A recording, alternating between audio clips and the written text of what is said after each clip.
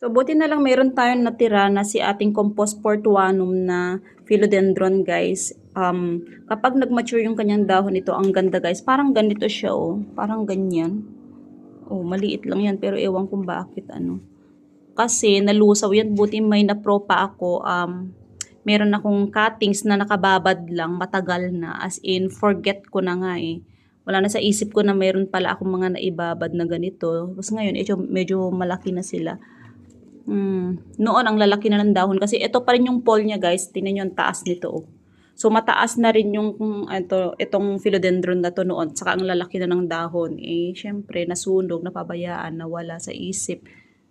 Talagang ano na, ayan, oh. Pero ang ganda nito, guys. Velvety at silvery yung kanyang dahon.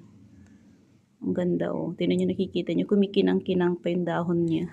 So, hindi ko pa nilalabas to, pero kailangan nang ilabas para lumabas mga kulay nila. Kahit itong, tingnan nyo si ating si PV. Ayan, oh. Paraiso Verde, walang variegation. Kasi tinapkat ko to.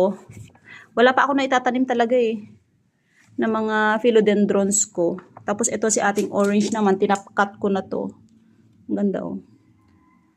Ayan. Nasa loob pa rin ang mga ito.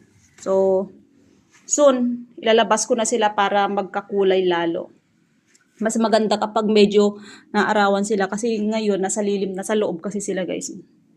Nasa loob talaga sila.